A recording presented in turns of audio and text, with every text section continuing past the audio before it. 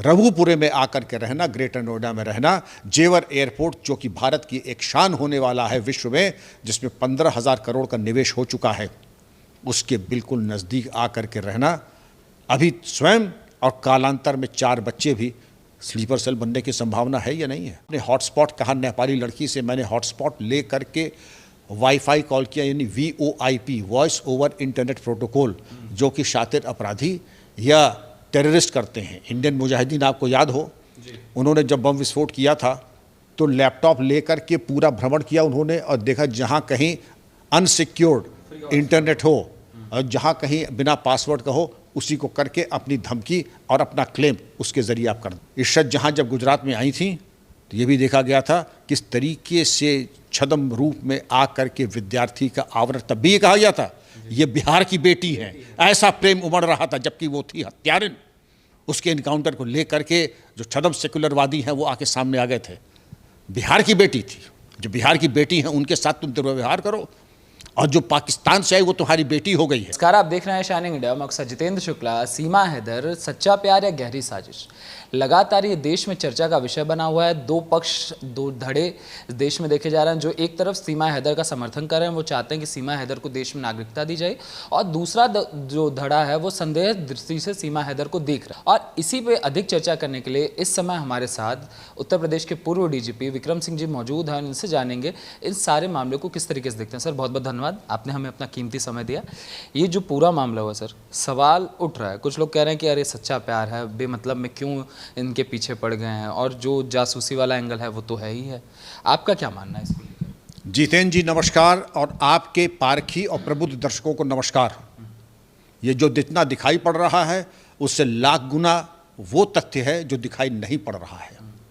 क्या ये संदिग्ध नहीं है कि एक महिला जो बताती है कि वो 5वां पास है केवल, लेकिन उसको सिंधी, उर्दू, अंग्रेज़ी, हिंदी की अच्छी जानकारी है, वो हॉटस्पॉट यूज़ कर सकती है, वो IT के टिकटॉक बना सकती है, और भाव भंगिमा, आत्मविश्वास, शब्द ज्ञान और आत्मविश्वास को अगर लें तो फिल्म सिटी के 50 एंकर्स को रख दीजिए एक तरफ और सीमा को डाल दीजिए, आप कह नहीं सकते हैं कि सीमा उन सर्वश्रेष्ठ एंकर्स में से एक है। ये 5वीं पास के गुण नहीं है, ये ग्रूम्ड, ट्रेंड। अगर ट्रेनिंग घर में ली है अच्छी बात है, लेकिन अगर किसी एजेंसी ने ट्रेन किया है तो वो चीज़ ये जांच का विषय है। कहते हैं कि कभी स्कूल नहीं गई, स्कूल गई तो 5वीं से बाहर आ गई, ऑनलाइन 5 पासपोर्ट बनवा लिए, ज़मीन बेच दी, 13 लाख रुपए आ गए, और हिंदुस्तान आने के लिए जो रास्ता उसने चुना, पासपोर्ट के ज़रिए दुबई, पासपोर्ट के ज़रिए दुबई से नेपाल, और नेपाल से भारत अनाधिकृत तरीके से प्रवेश, तो ये जराइम जब किया तो क्या सचिन और सीमा ने ये नहीं समझा था कि वो अपराध कर रहे हैं? अपराध नंबर 1, आज के दौर में कोई मोबाइल तोड़ता नहीं है, क्योंकि मोबाइल औसत दाम 10,000 रुपये होते हैं, नहीं इस्तेमाल करना होता है तो अपने छोटे भाई बहनों को, किसी मित्र को दे देते हैं, तोड़ता कोई नहीं है।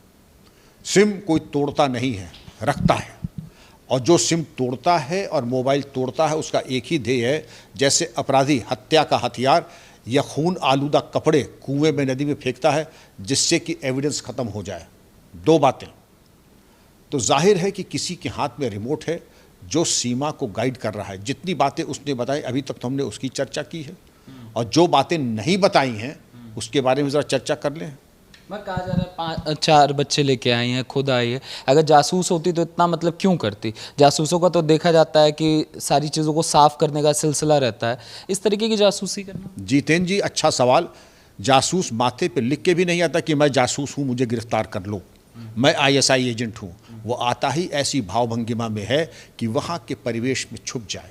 अच्छी बात है, रघुपुरे में आकर के रहना, ग्रेटर नोएडा में रहना, जेवर एयरपोर्ट जो कि भारत की एक शान होने वाला है विश्व में, जिसमें 15,000 करोड़ का निवेश हो चुका है, उसके बिल्कुल नज़दीक आकर के रहना।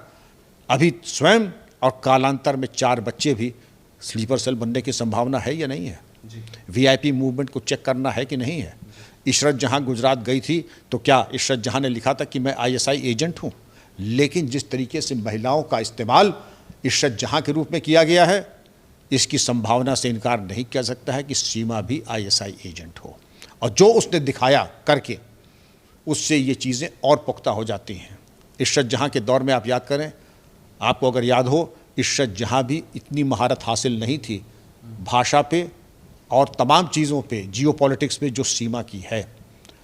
रामलीला होती है तो हमारे भक्तजन जा कर के जो राम जी का, सीता मैया का और लक्ष्मण जी का जो रोल करते हैं, उनके पैर छूते हैं, उनको दक्षिणा करते हैं, लगभग वही भाव भंगिमा आज देख करके तुलसी जी पे अर्घ देना और पूजा पाठ करना, सिंदूर लगाना, हमारी बड़ी बूढ़ी माताएं बहनें जो हैं उनकी नज़र उतार रही हैं, उनका शगुन दे रही हैं। एक तरीके से उसने सबको सम्मोहित कर लिया, अपनी बातचीत से, वाक्पटुता से सबको सम्मोहित कर लिया, घर वालों को। घर वाले तो सचिन के पिताजी तो ये कह रहे हैं कि हमारे बेटे ने वो काम कर दिया जो हिंदुस्तान में किसी ने नहीं किया।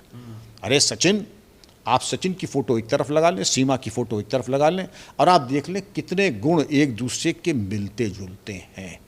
10,000 रुपये महीना कमाने वाला पल्लेदार क्या खाएगा, क्या निचोड़ेगा, क्या सीमा को खिलाएगा, क्या 4 बच्चों को खिलाएगा?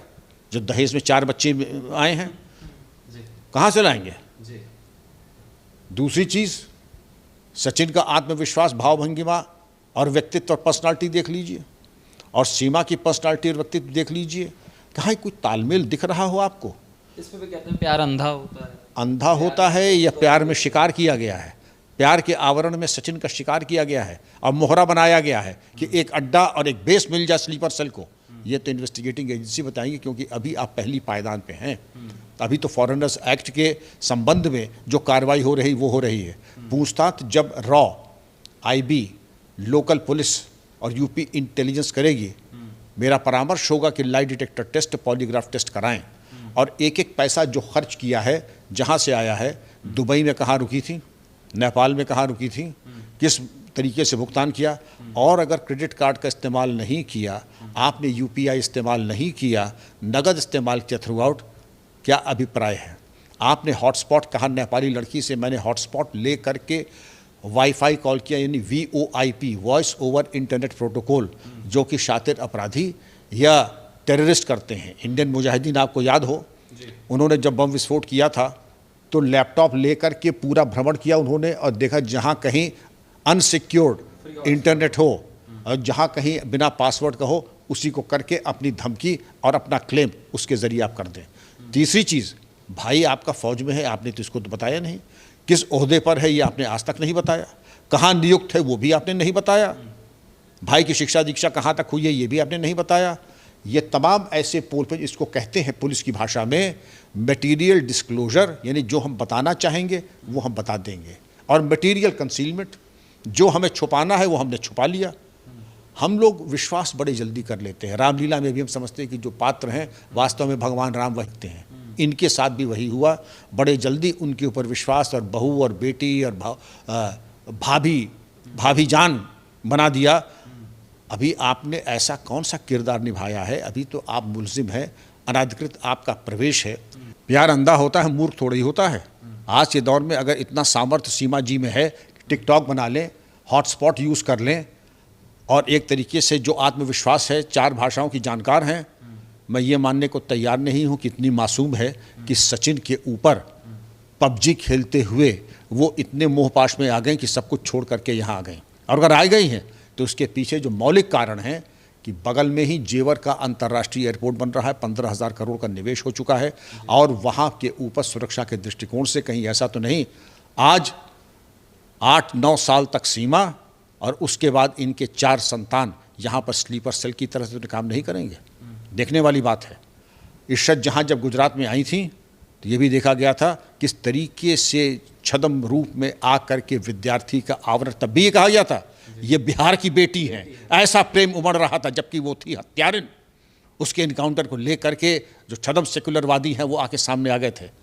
बिहार की बेटी थी, जो बिहार की बेटी हैं उनके साथ तुम दुर्व्यवहार करो, और जो पाकिस्तान से आई वो तुम्हारी बेटी हो गई है। मुझे कुछ कुछ वही चीज़, वही लाइनें, वही चीज़ दिखाई पड़ रही हैं। भाभी जान, सीमा भाभी, बड़े जल्दी आप निष्कर्ष पे आ गए, रिश्ता बना लिया आपने, संबंध बना लिया, क्योंकि आप भी सम्मोहित हो चुके हैं उसकी वाक्पटुता से। पहले पुलिस को अपना काम, एजेंसीज को अपना काम, उनको चिन्हित कर देना। अगर इतना ही इनको प्रेम था या जैसा बताती हैं, तो अपने भाई जो फौज में है उसका ओहदा, उसकी शिक्षा, उसकी पोस्टिंग का भी खुलासा कर दें। वो तो किया नहीं आपने, और अगर नहीं किया तो क्यों कंसील किया? आपने जो ऐप की जानकारी की है एनक्रिप्टेड कॉन्वर्सेशन की जानकारी की है, या तो कोई बहुत शातिर दिमाग का अपराधी करता है जिसको कि अपनी बातचीत छुपानी हो, जो पुलिस के रडार से बचना चाहता है वो करेगा, अन्यथा कोई आदमी। आपने कभी एनक्रिप्टेड सॉफ्टवेयर या एनक्रिप्टेड कॉन्वर्सेशन किया है? आप तो बहुत बड़े पत्रकार हैं, कभी किया है आपने? व्हाट्सएप के थ्रू जो चीज़ें होती हैं, तो व्हाट्सएप के थ्रू करना तो एक चीज़ है, वो तो सामान्य है, लेकिन इससे भी ज़्यादा एक जनरेशन जो कि आपके पुलिस के रडार पे नहीं आता है वो इस्तेमाल किया है? नहीं किया आपने, क्योंकि उसकी ज़रूरत आपको नहीं है, और चूंकि ज़रूरत नहीं है आपको इसलिए आपने किया नहीं। जिसको ज़रूरत है, और 5वीं पास तथा कथित 5वीं पास लड़की, ये तो 5वीं पास अपनी कन्फेशन से है, लेकिन ये तो बीटेक एमटेक से ज़्यादा है इसकी सलाहियत। तो अगर आप इसकी कैपेबिलिटीज़ देख लें, कोई कहेगा कि ये 5वीं पास है? ये तो बिल्कुल एक अच्छे टीवी चैनल की एंकर के बराबर इसका व्यक्तित्व और इसका आत्मविश्वास है। रबूपुरे में रहते हुए जेवर एयरपोर्ट के बिल्कुल पास मैं बिल्कुल असंतुष्ट हूँ इनकी भावभंगिमा और व्यवहार से। प्रेम अंधा हो लेकिन मूर्ख नहीं होता है। आज के दौर में वो शीरी फरहाद और लैला मजनू के ज़माने चले गए जब प्रेम अंधा होता था। अब प्रेम मूल्यांकन करता है कि क्या ये हमें सपोर्ट कर पाएगा। अगर आप पबजी खेलते थे, दोनों खेलते थे, पबजी से रोज़ी रोटी और चौखा चूल्हा गृहस्थी नहीं चलती है। पबजी तफरी तो हो सकती है, धर्म नहीं हो सकता है। पबजी एक मौज मस्ती का टाइम पास तो हो सकता है, लेकिन कहीं ऐसा न हो कि जो टाइम पास है आपके लिए, आप वक्त काटने के लिए कर रहे हैं, कहीं वक्त आपको ना काट दे। और मेरी दोनों को परामर्श होगा कि जो आज कह रहे हैं कि सचिन ने वो काम कर दिया जो हिंदुस्तान में किसी ने नहीं किया, तो शिकार होने से पहले या ट्रैप में फंसने से पहले, एम्बुश में फंसने से पहले ज़रा सोच समझ लीजिए कि आगे आपसे पहले कितने लोग इस तरीके के मोह पाश में आए हैं, हनी ट्रैप में फंसे हैं, उनकी क्या दुर्गत हुई है। मगर सर सवाल ये भी उठ रहा है कि नेपाल से अगर 5 लोग आ सकते हैं तो 1000 लोग भी आ सकते हैं, तो क्या सिर्फ सीमा ही है? क्योंकि उसके आस पड़ोस के लोगों का भी ये मानना था कि जब तक ये चीज़ें चर्चा में नहीं आई थी तब तक तो हमें भी नहीं पता था ये पाकिस्तानी है। जिस तरीके से वो पूजा पाठ करती थी, जो भी चीज़ें वो करती थी, किसी को नहीं पता था। जब तक अगर सचिन वकील के पास नहीं गया होता तो ये चीज़ें निकल कर भी सामने नहीं आती। तो क्या नेपाल जो है वो रिस्क फैक्टर बना हुआ है? महत्वपूर्ण बिंदु आपने उठाया जितेंद्र जी। नेपाल सुरक्षा के दृष्टिकोण से अत्यंत संवेदनशील आज से नहीं है, 30 साल से ऊपर से इसको हो गया है। जनरल जिया के ज़माने से ही आपको याद हो कि पाकिस्तान का सबसे मशहूर बैंक हबीब बैंक और नेपाल का राष्ट्रीय बैंक दोनों का विलय होकर के इन्होंने एक हिमालयन बैंक बनाया है। हिमालयन बैंक की जो 1770 किलोमीटर सीमा है भारत नेपाल, वहाँ पर इसकी तमाम शाखाएँ हैं। इसलिए नहीं हिमालयन बैंक कि वो बैंकिंग और वाणिज्य को बढ़ावा दे, अपितु बहावलपुर पाकिस्तान में जो नकली भारतीय मुद्रा छपती है उसको इसके ज़रिए, हिमालयन बैंक के ज़रिए भारत में प्रवेश करा करके हमारी अर्थव्यवस्था को उसके ऊपर प्रहार करने के उद्देश्य से है। इसके अलावा पूरे नेपाल पे 1770, आप चले जाए सिक्किम से लेकर पश्चिम बंगाल, बिहार, उत्तर प्रदेश, 1770 किलोमीटर के इस दायरे में कितने ही नाजायज़ मज़ार, पूजा स्थल, मदरसे बन के तैयार हो गए हैं। वो इसीलिए बने हैं कि ऐसे तत्व जो प्रवेश करना चाहें नाजायज़ तरीके से, चाहे रोहिंग्या हों, इल्लीगल बांग्लादेशी माइग्रेंट्स हों, अवैधानिक तरीके से आने वाले पाकिस्तानी हों या अन्य अपराधी हों, इनके ज़रिए आसानी से आ जाए। वरना क्या कारण है वहाँ मदरसे उदरसे बनाने के? आप चले जाए कभी नेपाल, मैं चाहूँगा भ्रमण करके आके देख के आएँ। अननेचुरल, जहाँ पर पहले एक नहीं थे वहाँ पे 10-10, 20-20, 50-50 हो गए हैं। क्या कारण है? सशस्त्र सीमा बल जो पैरामिलिट्री फोर्स है वो चेकिंग की जिम्मेदारी है इंडो नेपाल बॉर्डर पे। मेरा परामर्श होगा कि अब जैसे कहीं रेलवे प्लेटफॉर्म पे भी आप प्लेटफॉर्म टिकट लेके ही अब जा सकते हैं, तो इसी तरीके से कि अगर आप नेपाल से भारत जाना चाहते हैं, कोई न कोई आइडेंटिफिकेशन, डॉक्यूमेंटेशन और सीसीटीवी की फुटेजेस होनी चाहिए।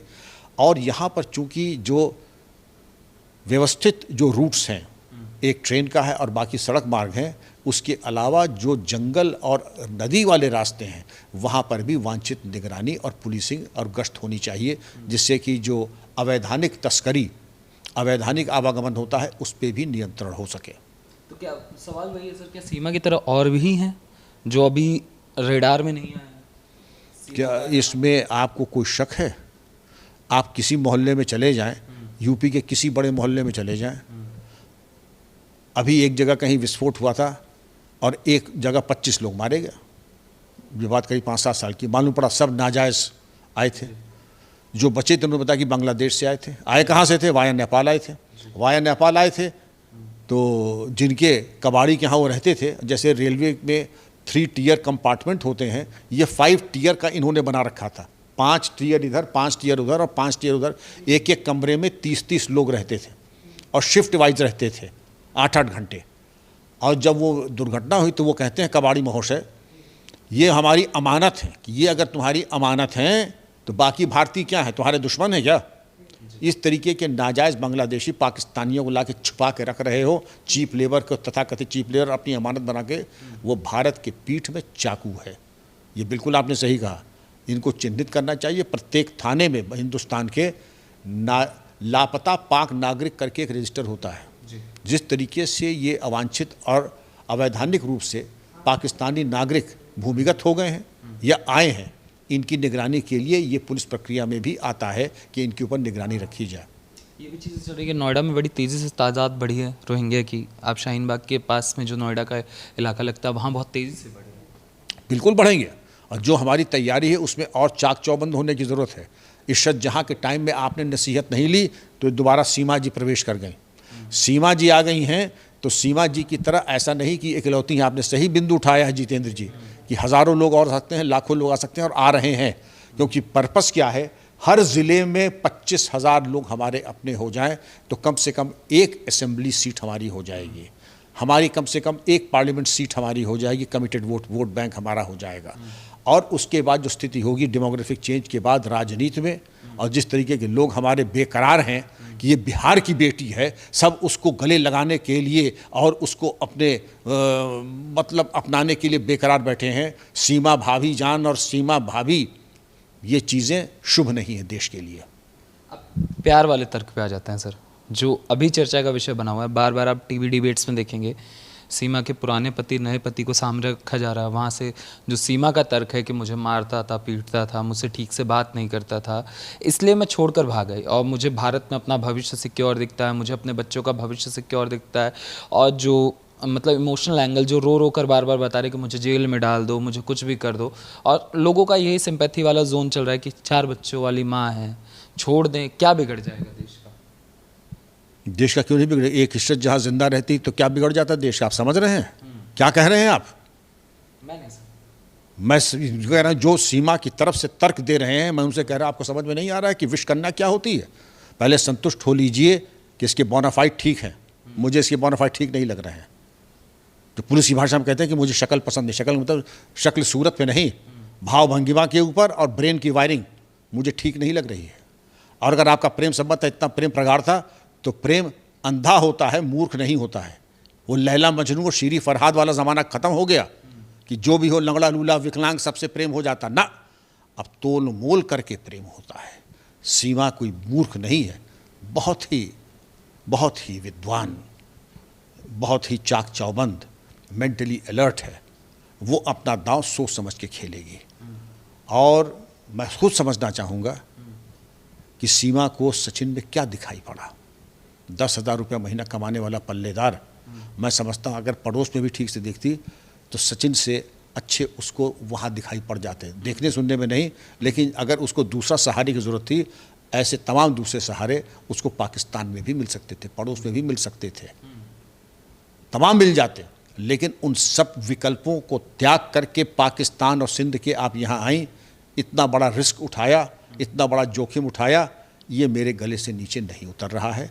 और जितनी मैंने इनकी कहानी में पोल पट्टा बताया, जिसके पता लगता है कि रिमोट किसी और के हाथ में है, डायलॉग कोई और लिख रहा है, केवल बोल आप रही हैं और कठपुतली की तरह रिमोट के इशारे पे आप काम कर रही हैं, मुझे ये चीज़ें समझ में नहीं है। इसमें कई चीज़ें और उठ कर आते हैं। एक सोशल मीडिया का चैनल है, उसमें एक मुस्लिम व्यक्ति होता है, वो उनसे सवाल पूछ रहा होता है, तो कलमा लेकर पूछता है कि आप कलमा बताइए कि कलमा आपको आता है, कोई बता दीजिए। उसके बाद नमाज के बारे में पूछा जाता है तो वहाँ हिचकिचाती हैं। तो वो दावा ये कर रहा है कि मुसलमान है ही नहीं, मुसलमान को तो कलमा पता होना चाहिए, मुसलमान को तो नमाज का टाइम पता होना चाहिए। तो ये जो सारी चीज़ें चल रही हैं, इसको कैसे देखते हैं? देखिए, सीमा के व्यक्तित्व में जो आपने देखा है, नाटकीयता का पुट बहुत ज़्यादा है। पूरे उसके व्यक्तित्व में अगर सबसे गंभीर और सर्वोच्च प्राथमिकता किसी की है, नाटकीयता का पुट। आज शायद उसके लिए ये लाभकारी नहीं होगा कि कलमा और नमाज के बारे में प्रकाश डाले। आज उसको लाभ इस बात पे मिलेगा कि वो अनभिज्ञ है बेचारी, वो उसके बारे में बिल्कुल ही जानकारी है, मासूम है। सीमा जी, आप ज़मीन बेच के पासपोर्ट बनवा के दुबई जा सकती हैं, दुबई से नेपाल, नेपाल से भारत, रबुपुरे तक आ सकती हैं, और आपको मौलिक क ख ग घ अपने मज़हब के बारे में नहीं मालूम। अविश्वसनीय, अविश्वसनीय। और जैसे कि उनके व्यक्तित्व में नाटकीयता का एक बहुत बड़ा आयाम है, मुझे लगता है कि ये जानबूझ करके, क्योंकि अब लाभ इसमें नहीं है कि कलमा और नमाज पढ़ें, बल्कि लाभ इसमें कि हमको जानकारी नहीं है। और जो मीडिया का पक्ष रहा है इसको लेकर, जिस तरीके से मदारी का खेल बना दिया गया है इस सब्जेक्ट को लेकर, इस पे आपका क्या? देखिए, मीडिया से उम्मीद की जाती है कि शुद्ध लाभ छोड़ करके जो समाज और राष्ट्र हित में है वो करें। राष्ट्र हित में ये था कि आपने जो सुरक्षा में जो भूल चूल और जो चूक थी उसको उजागर किया, भली भांति आपने इसको पूरे प्रकरण को उजागर किया, जन जन तक पहुंचाया, इसके लिए साधुवाद और बधाई। लेकिन उसका ताबीज़ बना करके परी चौक पे उसका प्रचार प्रसार और बेचना, और इसको बिल्कुल फालूदा बना के जन जन तक खिलाना, और इतना खिला देना कि आदमी को अपच और अजीर्ण हो जाए, इसका कोई औचित्य नहीं है। लाभ के स्थान पर ये देखिए, इतना ज़्यादा महिमा मंडित सीमा जी को न कर दें कि कल को वो रॉक स्टार हो जाए। रॉक स्टार आधी तो हो ही गई हैं और पूरा होने में समय नहीं लगेगा। तो ऐसे तत्व जिसकी विवेचना हो रही है उसको रॉक स्टार बनाना अदूरदर्शिता होगी, ये मैं कहूँगा। सचिन को गदर का तारा सिंह, उनको सकीना बनाया जा रहा है। जी हाँ, जी हाँ, मुझे तो नहीं मालूम था, आपसे मालूम पड़ा, क्योंकि सिनेमा मेरी रुचि नहीं है, आपने बताया। लेकिन जो मैं देख रहा हूँ कि इस तरीके से सिने तारिका और सिने तारा और रॉक स्टार बना देना, इसका कोई औचित्य नहीं है।